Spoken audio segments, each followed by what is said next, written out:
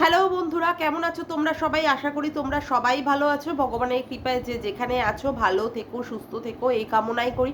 মামনের মনের কথাতে তোমাদের সকলকে সুস্বাগতম। আমিও খুব ভালো আছি। আবার আরেকটি নতুন কন্ট্রোভার্সিয়াল ভিডিও নিয়ে তোমাদের সামনে চলে এসেছি।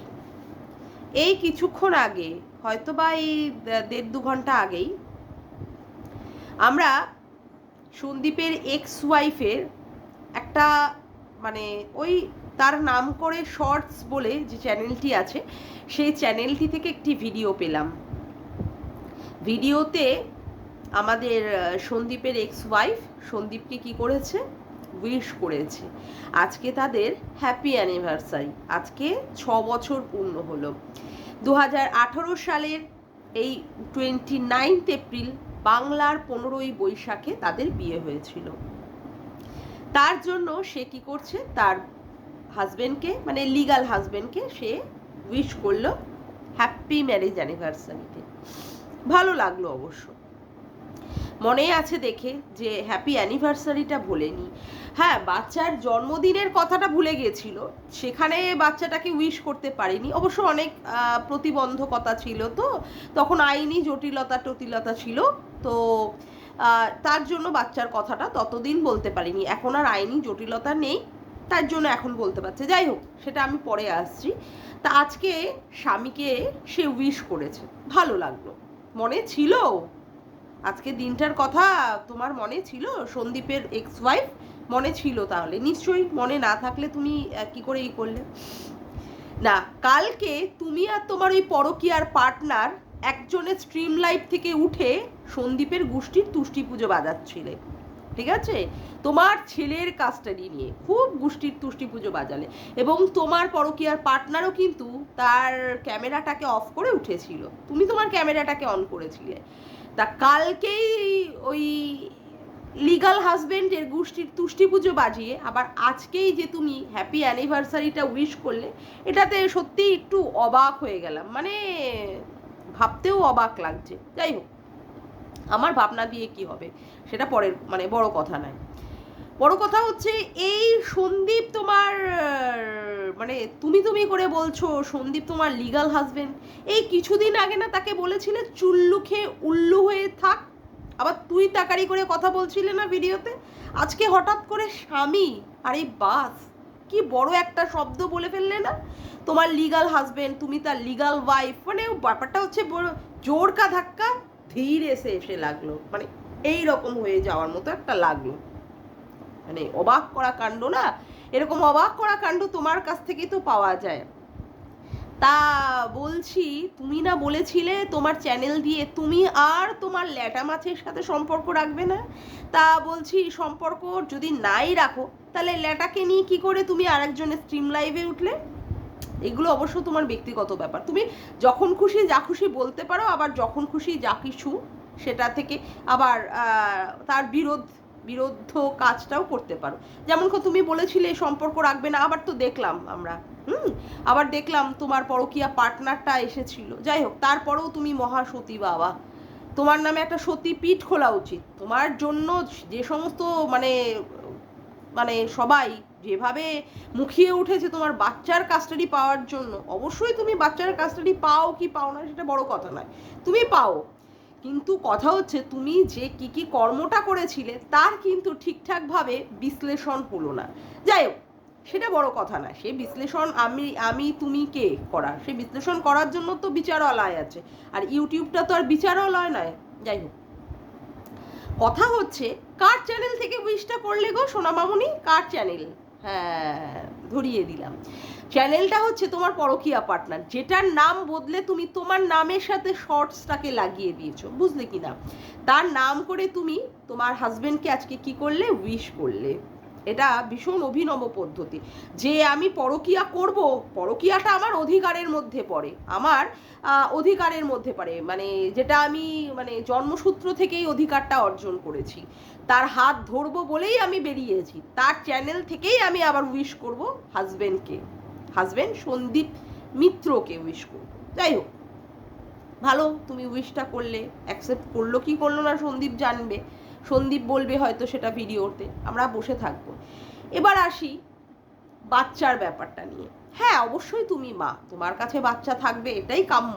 আমি ওই কখনোই ওই ব্যাপার নিয়ে ওই কন্ট্রাডিকশানে যেতে চাই না। বাচ্চা বাবার কাছে থাকবে কি বাচ্চা মায়ের কাছে থাকবে, বাচ্চা চায় তার বাবা মা দুজনের কাছেই থাকুক। সেখানে তোমার কাছে থাকলেও যেন সন্দীপ তার বাচ্চাটাকে দেখাশুনো করা বা আদর করা বা ভালোবাসা থেকে যেন কোনো রকমের বঞ্চিত না হয়। বাচ্চাটার দায় দায়িত্বর ক্ষেত্রে যেন তার বাবা অবশ্যই থাকে, এবং বাচ্চাটা যদি তার বাবার কাছে যায় তুমিও সেখানে বাচ্চাটাকে দেখাশুনো অমুক তুমুক করতে পারবে, বা এ ধরনের তোমাকে যাতে করে অ্যালাউ করা হয় সেটা ঠিকই আছে। এই ব্যাপারে আমি যেতে চাই না। বলছি বাচ্চা তো তোমার, তা জন্মদিনে উইশ করতে ভুলে গেলে কি করে? আজকে যেমন তুমি তোমার হাজবেন্ডকে বলছো আজকে 6 বছর পূর্ণ হলো জন্মদিনে, তখন প্রচণ্ড পরিমাণে উকিলের মানা ছিল। কি জানি বাবা কোন উকিল আছে বা কোন বিচারালয় আছে এরকম ভাবে বলতে পারে মাকে তার সন্তানের কথা বলতে মানা, জানি না, মানে আমার এই খুপড়িতে ঠিকঠাক ঢোকে না। অবশ্য তুমি বললে তুমি ভিউজ কামাতে চাওনি, ওরে বাপরে বাপ অনেক বড় কথা বলে ফেললে না, ভিউজটা কামাতে চাওনি। বলছি 8-9 মাস ধরে না তোমার কমেন্ট বক্সে প্রত্যেকটা কমেন্টে না তোমাকে ভরিয়ে দিচ্ছিল বাচ্চাটার কথা নিয়ে। তখনও কিন্তু তুমি বাচ্চাটাকে নিয়ে কথা বলনি যে হ্যাঁ বাচ্চা তোমার কাছেই থাকবে। কখন বললে? যখন সন্দীপ তোমাকে 2টো স্ট্রাইক দিল, সেই স্ট্রাইকের জ্বালায় তুমি জ্বলতে জ্বলতে জ্বলতে এমনভাবে একটা মানে কি বলবো ভয়ঙ্কর মূর্তি ধারণ করলে, যেখানে তোমার ওই সন্দীপের মেইন জায়গাটা দুর্বল জায়গাটা আঘাত করতে হবে সন্দীপকে ছোট করার জন্য। কারণ তুমি নিজেই চ্যানেল থেকে বলেছো তুমি কোর্টে যে সমস্ত কেসগুলো সাজাচ্ছ সেই সমস্ত কেসগুলো ধোপে টিকছে না। 16 জন আদমি লাগিয়েও, মানে 16টা উকিল লাগিয়েও তুমি কিছু করতে পারোনি। 498 এর মতো কেসও তুমি ঠিকঠাকভাবে গুছিয়ে সুন্দর করে সাজিয়ে সন্দীপের এগেনস্টে কিছু করতে পারলে না। এবার ব্যাপার হচ্ছে এত ব্যর্থতা হলে তো মানুষের মনের মধ্যে আরো রাগ জিদ ক্ষোভ এগুলো বেড়েই যাবে, সে তো আরো ভয়ঙ্কর থেকে ভয়ঙ্কর মূর্তি ধারণ করবে, তাই না? যেটা তুমি এখন ধারণটা করেছো। যাই হোক, তা কথা হচ্ছে তুমি বলছো ভিউসের জন্য তুমি করোনি, তাই এটা ভুল বললে। তুমি যেই দেখলে যে সন্দীপ বাচ্চাটাকে দেখিয়ে দেখিয়ে এইভাবে ভিউজ আর্ন করে নিচ্ছে, এইভাবে টাকা পয়সা নিচ্ছে, এইভাবে গিফটগুলো নিচ্ছে, তুমি আর এখান থেকে নিজেকে সরিয়ে রাখতে পারলে না, তুমি আর এখান থেকে নিজেকে হাটকে রাখতে পারলে না। তোমার মনের মধ্যেও সেটা চলছে যে কিভাবে তুমি বাচ্চাটাকে নিয়ে বাচ্চাটাকে দেখিয়ে তারপরে কিন্তু তুমিও সেই ভিউজটা আর্ন করবে। আজকে বাচ্চাটা যদি তোমার কাছে থাকে তুমিও বাচ্চাটাকে প্রত্যেক দিন তোমার ডেইলি ব্লগে দেখাবে, এটা তুমিও করবে। তুমি এখান থেকে সরে গিয়ে হাটকে গিয়ে কিছু করবে না, এটা আমরা সবাই জানি, এবং বাচ্চাটাকে সবাই দেখতে চায়। সেই দেখানোর মাধ্যমে তুমি কি করবে, সেই দুর্বল জায়গাটাকে ব্যবহার করে তুমিও ভিউজ আর্ন করবে। তুমি এখান থেকে আলাদা কিছু করবে না।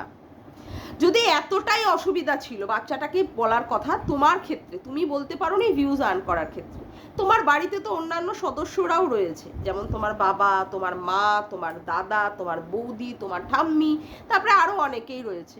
তারা তো একবার একটু আধটু হলেও কিঞ্চিত বার হলেও একটা কৃষাণুর নামটা একবার নিতে পারতো যে বাচ্চাটা কেমন আছে। আমরা ক্রিয়েটার, কিছু কিছু ভিউয়ার্স, তারা বাচ্চাটার জন্য এই রকম ভাবে justice for Krishanu, justice for করে করে বাচ্চাটার নাম করে করে করছে। তোমাদের কি তখনও মনে ছিল না যে তোমার বাচ্চা আছে? আর তোমার ক্ষেত্রে যদিও ধরে নিলাম তর্কের খাতিরে যে তোমার ক্ষেত্রে প্রতিবন্ধকতা রয়েছে, কিন্তু তোমার বাবা মা দাদা বৌদি ঠাম্মি এদের ক্ষেত্রে তো কোনো প্রতিবন্ধকতা নেই, এরা কেন তাহলে বাচ্চাটার নাম নিল না? আসলে না, তুমি ভালোই জানতে যে বাচ্চাটা যেখানে আছে সে যথেষ্টই সুরক্ষিত জায়গায় আছে।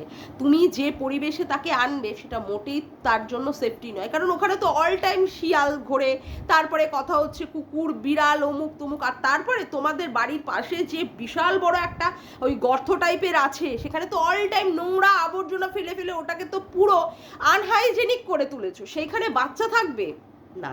কিন্তু তুমি কি করছো, তুমি মানে ব্যাপার হচ্ছে সন্দীপকে ফাঁদে ফেলানোর জন্য, সন্দীপকে টাইট দেওয়ার জন্য তুমি এটা করছো, কিন্তু তুমি নিজেও ভালো জানো যে তুমি বাচ্চা মানুষ করতে পারবে না, তুমি বাচ্চার ক্ষেত্রে কিছুতেই পারবে না তুমি।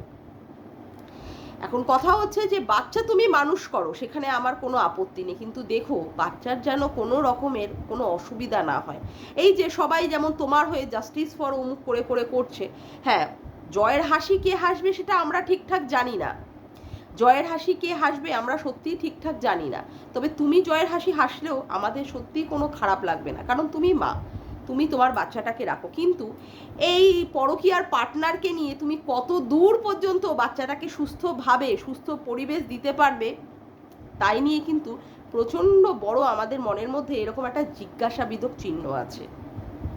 যেখানে তুমি নিজেই সুস্থভাবে জীবনযাপন করো না, তুমি মাঝে মাঝেই তুমি ব্লগ দাও না, তুমি অন্য জায়গায় গিয়ে থাকো, সেক্ষেত্রে তুমি কিভাবে বাচ্চাটাকে তুমি কাস্টাডি নিয়ে কিভাবে বাচ্চাটাকে মানুষ করবে? আরে স্কুলে ভর্তির কথা ছেড়ে দাও, স্কুলে তো তোমার অনেক লাখ লাখ টাকা আছে, তুমি যে কোনোভাবে স্কুলে ভর্তি করিয়ে নিতে পারবে, কিন্তু সঠিকভাবে তার টেক কেয়ার করা, সঠিকভাবে তাকে পড়াশুনো শেখানো, সঠিকভাবে তার পরিচর্যা করা, সঠিকভাবে তার দেখাশুনো করা তুমি পারবে? তুমি তো ওইখানে বাতখুল্লাতে থাকাকালীনও তুমি বাচ্চাটাকে ঘরের মধ্যে বন্ধ করে তুমি বেরিয়ে যেতে কাজ করতে, তোমার কাজকর্ম করার জন্য। এখানে তুমি কোথায় কি করবে? এখানে তো সবাই সবার কাজে ব্যস্ত, আর সবাই সবচেয়ে ব্যস্ত হচ্ছে লুডো খেলায়। সেক্ষেত্রে বাচ্চা এসে পড়াশুনো করবে? ওই বাচ্চা এসে শুধু শিখবে ওই লুডো খেলা আর রাস্তায় ঘোরা বেড়ানো। আর কি শিখবে? আর কি শিখবে? আর কি দেখবে? এর থেকে বাচ্চাটার কিছু ভবিষ্যৎ ভালো পাবে না, কারণ তোমার মতো মা ভবিষ্যৎ ভালো দিতে পারে না। আর শোনো, বাচ্চা মানুষ করার ক্ষেত্রে না মায়ের অনেক বড় ভূমিকা থাকে, মাকে অনেক কিছু পরিত্যাগ করতে হয়, মায়ের অনেক আশা আকাঙ্ক্ষা সমস্ত কিছু পরিত্যাগ করতে পারলেই তাহলেই বাচ্চা মানুষ করা যায়। সেক্ষেত্রে তুমি সারা দিন ধরে তোমার ব্লগ নিয়ে থাকো, সারা দিন ধরে তুমি এখানে ওখানে ঘুরে বেড়াচ্ছ, এর বাড়ি খাচ্ছ ওর বাড়ি খাচ্ছ, তারপরে তুমি কোথায় কোথায় যে কী কী করে বেড়াচ্ছ সেটা তুমিই ভালো জানো। আজকে নেচে কুদে অমুক করে নাইটি পরে সারা পাড়া টলিয়ে বেড়াচ্ছ, তুমি করবে বাচ্চা মানুষ? জানি না, তবে বলছো বটে যে তুমি শেষ হাসিটা হাসবে, হাসো, তাতে আমার কোনো আপত্তি নেই, কিন্তু বাচ্চাটার যদি কোনো রকমের অসুবিধা হয় না, এই যে ভিউয়ার্সরা, ঠিক আছে, এরা কিন্তু তোমাকে ছেড়ে কথা বলবে না, আর তোমার এগেনস্টে যে সমস্ত কন্ট্রোভার্সি ক্রিয়েটার আছে তারা কিন্তু তোমাকে ছিঁড়ে খাবে, সেটা কিন্তু তুমি ভালো করে মনে রেখে দিও, ঠিক আছে? তুমি এত বেরেল্লাপানা করেও তুমি পার পেয়ে যাচ্ছ, কিন্তু বাচ্চাটার মানে কোনো এতটুকু যদি পাম থেকে চুন খসে না, তাহলে সত্যি কথাই বলছি প্রচণ্ড পরিমাণে আগুন জ্বলবেই ওয়াইটিতে, ঠিক আছে?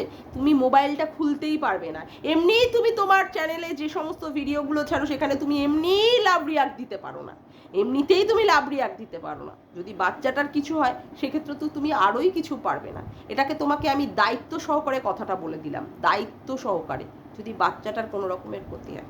তবে আশা করব তুমি ভালো রাখবে, আশা রাখি তুমি ভালো রাখবে, সুস্থ রাখবে, কারণ তোমার সন্তান, তোমার আমাদের থেকেও তোমার ভাবনাটা বা তোমার কেয়ারিংটা অনেক বেশি ভালো হবে, এটা আশা করব। তবে যাই হোক, ভালো থেকো, এটাই বলবো।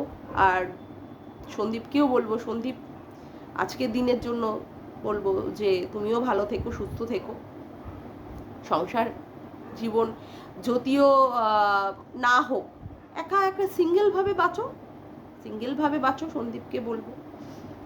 যাকে আজকে আর ভিডিওটা বেশি বড় করব না, আজকের মতো আমি ভিডিওটা এখানেই শেষ করলাম। আমার ভিডিওটা যদি তোমাদের ভালো লেগে থাকে তবে অবশ্যই একটি লাইক করো, কমেন্ট করো, শেয়ার করো, আর চ্যানেলটিকে বেশি বেশি করে সাবস্ক্রাইব করে রেখো, আর অল নোটিফিকেশান বেলটিকে অন করে রেখো এরকম নতুন নতুন ভিডিও পাওয়ার জন্য।